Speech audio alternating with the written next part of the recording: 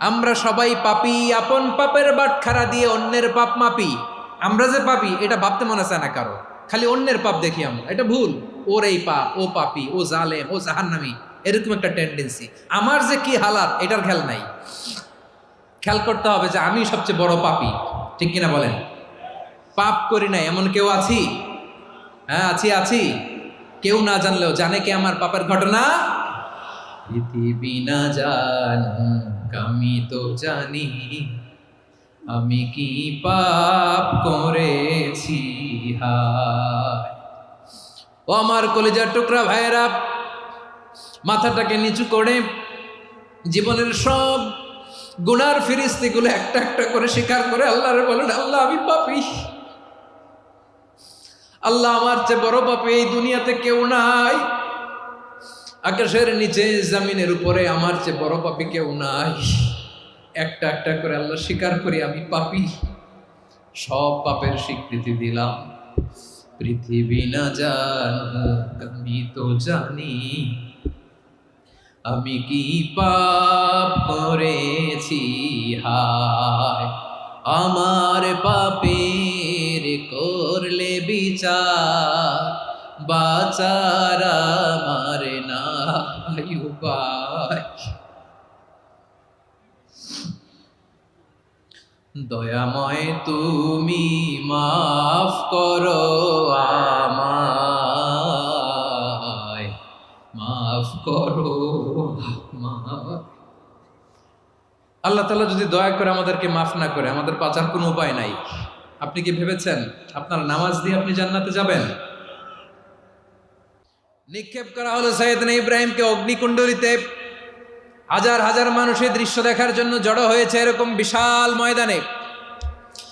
কিন্তু কি অবাক করা ঘটনা, সবাই ভয় পাচ্ছিল না জানে কি হয়ে যায়। আল্লাহর খালিলকে যখন আগুনের কুণ্ডলিতে নিক্ষেপ করা হয়, আল্লাহর খালিল ইব্রাহিম আগুনের কুণ্ডলের মধ্যে বসে বসে মানুষগুলোর দিকে তাকিয়ে হাসতে শুরু করে দেয়। কারণ আকাশ থেকে রব্বুল আলামিন স্পেশাল ভার্ডিক্ট নাজিল করেছেন, স্পেশাল হুকুম জারি করেছেন। কুল্লা ইয়া নারু কুনি বারদান ওয়া সালামান আলা ইব্রাহিম। ও আগুন খবরদার, সৃষ্টি শুরু থেকে তোকে একটা ধর্ম আমি বাতলে দিয়েছিলাম। তোর ধর্ম, আগুনের ধর্ম হলো যা পাবে জ্বালিয়ে ছারখার করবে। আল্লাহ বলল, আগুন তোর ধর্ম দিয়েছিলাম, তুই সব জ্বালিয়ে পুড়িয়ে ছারখার করে দিবি, কিন্তু ক্ষণিকের জন্য আমি তোর জ্বালিয়ে দেওয়ার ক্ষমতাটাকে কেড়ে নিলাম। জ্বালিয়ে ভস্ম করে দেওয়ার ক্ষমতা আমি কেড়ে নিলাম। কুনি বারদান, ঠান্ডা হয়ে যা। কিন্তু এত বেশি ঠান্ডা হবি না আবার আমার ইব্রাহিমের জন্য সর্দি লেগে না যায়। সুবহানাল্লাহ, এত আসতে বললে হবে? কুনি বারদান, বার্দ মানে বরফ, ঠান্ডা। ঠান্ডা হ, কিন্তু এত ঠান্ডা হবি না যাতে আমার ইব্রাহিমের কষ্ট হয়। আগুন বলে, আল্লাহ একবার বললাম ঠান্ডা হ, আবার বলো এত ঠান্ডা হবি না যাতে খালিলের সর্দি না লাগে। কেমন ঠান্ডা হব, কেমন এনভায়রনমেন্ট তৈরি করে দেব বলো? আল্লাহ বললেন, সালামান আলা ইব্রাহিম। আমার খালিল, আমার কলিজা, আমার ইব্রাহিমের জন্য তুই জান্নাতের গুল বাগিচা হয়ে যা। ও ভাই, নবী মুসার মতো ঈমান হলে রাস্তা হবে সাগর জলে। নবী ইউসুফের মতন ঈমান হলে একে একে দরজা খোলে। নবী ইব্রাহিমের মতন ঈমান যদি আজও থাকে বিদ্যমান, অগ্নিকুণ্ডে দেখতে পাবে খুবসুরত এক ফুল ভাগা। কুলনা ইয়া নারু কুনি বারদান ওয়া সালামান আলা ইব্রাহিম। বান্দা যখন মুখ দিয়ে বলে হাসবুনাল্লাহ, আমার আল্লাহ আমার জন্য যথেষ্ট, এই বলে যখন নিজেকে সঁপে দেয়, তার কি লাগবে ওই দায়িত্ব স্বয়ং নিয়ে নেয় কে? সবাই বলেন, স্বয়ং নিয়ে নেয় কে? তাহলে আমার প্রিয় ভাইয়েরা, বিপদের শুরুতেই আমরা বলবো ইন্না লিল্লাহ। শুরুতে কি বলবো? এরপরে যেই বাক্যটা পড়ে নিজের পরিস্থিতিকে আল্লাহর দরবারে সঁপে দিব, সেটা হচ্ছে হাসবুনাল্লাহ। সেটা কি? বিষ্ণু বলেন, লা ইয়াজালু লিসানুকা রাতাবান মিন যিকরিল্লাহ। সব সময় আল্লাহর স্মরণ দিয়ে, জিকির দিয়ে জিহ্বাটারে সিক্ত রাখো। আর শয়তানু জাসিমুন আলা কলবি ইবনে আদম, শয়তান বনি আদমের কলবে খামচি মেরে বসে থাকে। ফাইদা যাকারাল্লাহ খানাসা, মানুষ যখন আল্লাহ স্মরণ করে জিকির করে শয়তান দৌড়ে পালায়। ওয়া ইদা গাফালা ওয়াসওয়াসা, যখনই বনি আদম গাফেল হয় তখনই শয়তান তার হৃদয়ে ওয়াসওয়াসা দেয়। এজন্য বিপদে পড়লে ইন্না লিল্লাহ, নিজের সব টুকুন করার পরে, নিজের রোল প্লে করার পরে নিজেকে আমরা কি বলে সঁপে দিব? সবাই বলেন, সবাই বলতে হবে। আরো জোরে বলে, মনে থাকবে? বিপদে পড়লে প্রথমে ইন্না লিল্লাহ, এরপরে নিজেকে যখন সঁপে দিব তখন হাসবুনাল্লাহ। এরপরে কঠিন বিপদ যদি যখন বিশ্বনবী পড়তেন তখন কি করতেন? এমন বিপদ মাঝে মাঝে হয় না, দেয়ালে পিঠ থেকে যায়, চোখে মুখে অন্ধকার, কি করব দিশা খুঁজে পাই না, এরকম হয় কখনো? হ্যাঁ, আপনাদের হয়? হয় না? তো জান্নাতে আছেন আপনারা। হয় হয়, এরকম হয়েছে না যে দেয়ালে পিঠ থেকে গেছে, চোখে মুখে অন্ধকার, কই যাব, কি করব, বাঁচানোর কেউ না, এরকম হয়েছে কখনো আপনাদের? যদি হয় তাইলে এটার সলিউশন বলবো, না হইলে তো এগুলো বলে লাভ নাই। হয় হয় হয়, বিশ্বনবী এরকম কঠিন বিপদে পড়েছেন জীবনের কিছু কিছু মুহূর্তে। ওই মুহূর্তে বিশ্বনবী স্পেশাল দুইটা দোয়া পড়তেন, এই দোয়াগুলো আপনাদেরকে জানিয়ে দেয়। বিশ্বনবী বলেন, কঠিনতম বিপদে যখন পড়বা, দেয়ালে পিঠ থেকে যায়, চোখে মুখে অন্ধকার, বাঁচার কোনো উপায় নাই, তখন পড়বা লা ইলাহা ইল্লা আনতা সুবহানাকা ইন্নী কুনতু মিনাজ জালিমিন। আল্লাহ, তুমি ছাড়া কোনো ইলাহ নাই, তুমি পবিত্র, নিশ্চয় আমি জালিমদের অন্তর্ভুক্ত। সুবহানাল্লাহ বলেন। এই দোয়া সাইয়েদনা ইউনূস আলাইহিস সালাম পড়েছিলেন যখন মাছের পেটে ছিলেন। কিসের পেটে? এবং অনেক মুফাসসিরিন একরাম বলেছেন, অনেক আহলুল ইলমরা বলেছেন এটা হচ্ছে ইসমে আজম। ইসমে আজম এমন দোয়া যেটা দিয়ে দোয়া করলে আল্লাহ দোয়া কবুল করে, কিন্তু এটা কোনটা এটা নিয়ে ইখতিলাফ আছে। কোন আহলুল ইলম বলেন এই লা ইলাহা ইল্লা আনতা সুবহানাকা ইন্নী কুনতু মিনাজ জালিমিন, এটা হচ্ছে ইসমে আজম। সাইয়েদনা ইউনূস আলাইহিস সালাম পড়েছেন, আপনারা পড়েননি? তুফান হইলে পড়েন না? আমাদের এলাকায় তো এটা খুব, এটার উপর ব্যাপক আমল আছে। পটুয়াখালীতে কি অবস্থা বলেন? পড়েন পড়েন পড়েন পড়েন। একটা গল্প শুনেছিলাম, পাক হানাদার বাহিনী যখন বাংলাদেশে অ্যাটাক করত, ৭১ সালের ঘটনা বলতেছে, আমরা তো দেখি নাই, শুনছি আর কি। ৭১ যদি দেখতাম এতদিনে রাজাকার হয়ে যেতাম। আল্লাহ আমাদেরকে বাঁচাই দিছে, আল্লাহর মেহেরবানি, ঠিক কিনা বলেন? মন মতো হইলে মুক্তিযোদ্ধা, মন মতো না হইলে রাজাকার। কত কিছু দেখলাম এই শাহবাগের বুকে। আল্লাহ, ৭১ সালে দেখি নাই, আমরা শুনেছি পাক হানাদার বাহিনী জিজ্ঞেস করত মুসলিম না অমুসলিম চেক করার জন্য, বলতো কালেমা বল, কালেমা বাতাও। তো যারা কালেমা বলতে পারতো পাকিস্তানি বাহিনী নাকি ওদেরকে ছেড়ে দিত, শুনেছি। তো একজনকে, এক বাঙালিরে পেয়ে তার মাথার মধ্যে বন্দুকর নল ধরে বলতেছে কালেমা বল সালে, কালেমা বাতা, কালেমা বল। তো ভয়ের চোটে এই দোয়া পড়া শুরু করছে। ও পড়তেছে লা ইলাহা ইল্লা আনতা সুবহানাকা ইন্নী কুনতু মিনাজ জালিমিন। পাকিস্তানি বলে সালে ইয়ে তো মুসিবত কা কালেমা है, বাঙালি কয় হাম তো ভি মুসিবত মে হ্যাঁ। পাকিস্তানি বলে বেটা কোন দোয়া বললি, এটা তো মুসিবতের কালেমা। কয় আমিও তো মুসিবতে আছি, আমার মাথার মধ্যে বন্দুক ধরে তুমি আমার কালেমা জিজ্ঞেস করো, এখন কোনটা কালিমা আর কোনটা কি, তো আমার হুশ আছে নাকি? প্রিয় ভাইরা, আসলে এটা দুআউল মুসিবা, বিপদে পড়লে এ দোয়া পড়তে হয়, লা ইলাহা ইল্লা আনতা সুবহানাকা ইন্নী কুনতু মিনাজ জালিমিন। এটা পড়বেন আপনারা। এই দোয়া পড়ে সাইয়েদনা ইউনূস আলাইহিস সালাম মাছের পেট থেকে রক্ষা পেয়েছিলেন। রক্ষা করেছিল কে? তুমি ইউনূস নবীরে যখন খাইলো মাছেতে গিলিয়া, ফেরেশতা পাঠাইয়া দিলে ইসমে আজম দিয়া, প্রাণে ছিল যাহার ভয় সেথা পাইল আশ্রয়, প্রাণে ছিল যাহার ভয় সেথা পাইল আশ্রয়, মাছের পেট হতে সে যে পেল পরিত্রাণ। আল্লাহ আল্লাহ তুমি জাল্লে জালালুহু, শেষ করা তো যায় না গে তোমার গুণগান। আল্লাহ আল্লাহ, সুবহানাল্লাহ পড়ে। লা ইলাহা ইল্লা আনতা সুবহানাকা ইন্নী কুনতু মিনাজ জালিমিন। বিশ্বনবী বললেন, দেয়ালে পিঠ থেকে গেলে, চোখে মুখে অন্ধকার, বাঁচার কোনো উপায় নাই, তখন এই দোয়াটা পড়তে হবে। এই দোয়া পড়ে আল্লাহর কাছে ফরিয়াদ করলে বিপদ মুক্ত করবেন কে? কেন এই দোয়াটা আল্লাহর কাছে বড্ড প্রিয় জানেন আমার ভাইয়েরা? কারণ এই দোয়ার মধ্যে তিনটা জিনিস আছে।